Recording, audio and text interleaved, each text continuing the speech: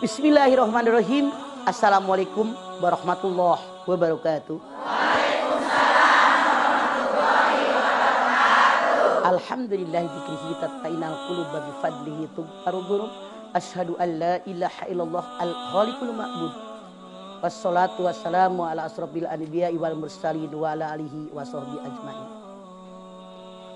Tepat waktu pada 5 waktu. Kita sebagai umat Islam, rukun Islam ada berapa? 1. 2. Berapa kali sholat wajib kita? Sebagai seorang muslim sejati, tentu sholat ini wajib kita laksanakan. Yang namanya sholat, ibadah yang sangat istimewa dibandingkan dengan ibadah yang lain. Ketika Allah perintahkan kita haji, Allah hanya menurunkan ayat walillahi ala nasi hijjul baiti man istata'a ilaihi sabilan. Ketika Allah perintahkan puasa, Allah hanya menurunkan ayat ya ayyuhalladzina amanu kutiba alaikumusiyam kama kutiba alal ladzina min qablikum la'allakum tattaqun ayyamam ma'dudat. Ketika Allah perintahkan kita keluarkan zakat, Allah turunkan ayat wa atuz zakah. Tapi berbeda.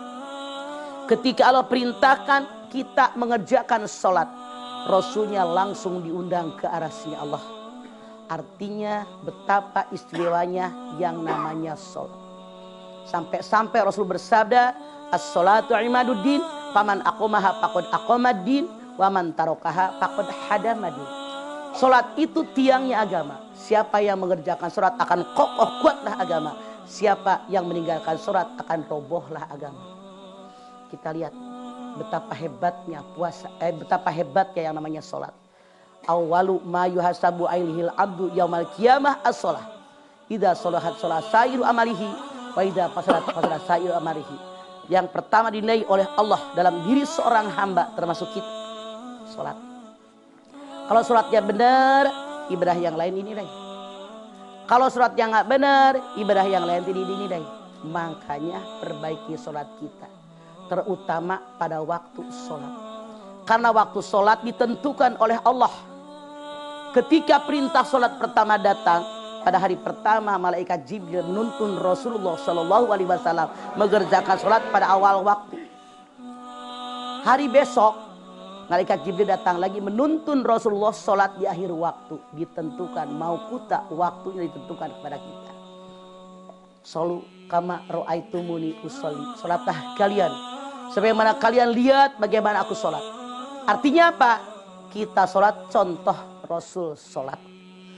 Bagaimana waktunya, gerakannya, bacaannya, kemudian kehusuan kita, cara berdirinya, cara iktidalnya, cara duduknya, cara sujudnya, semua Rasul ajarkan.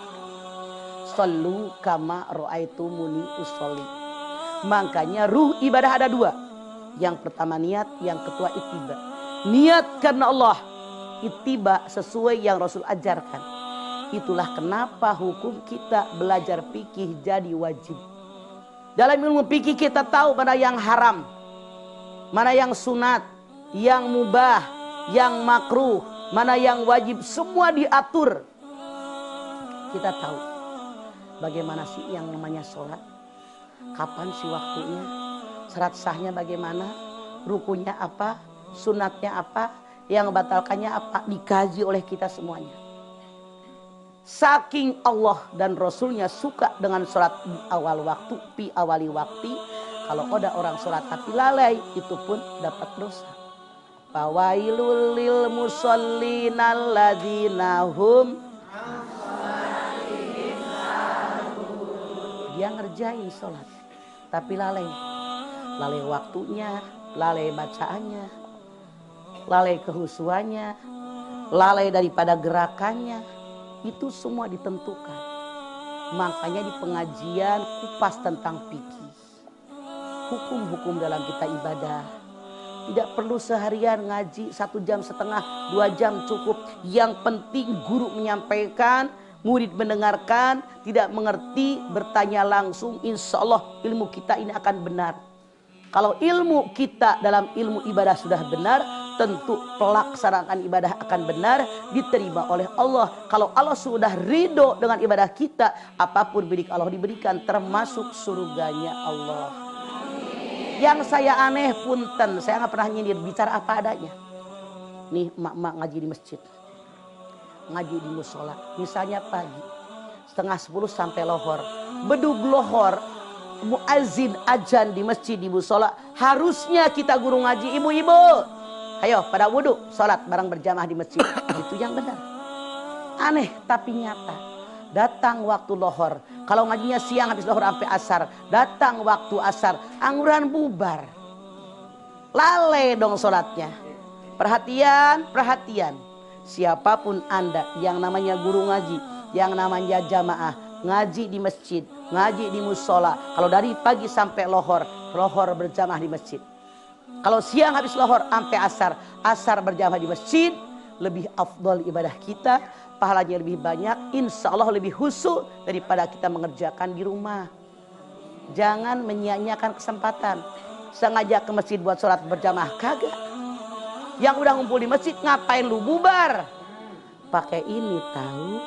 Yuk biasakan, biar semakin baik ibadah kita, semakin sempurna ibadah kita. Kaji ilmu agama dengan baik, insya Allah Allah menerima kita, dan kita pun mati dalam keadaan husnul khotimah, insya Allah. Amin.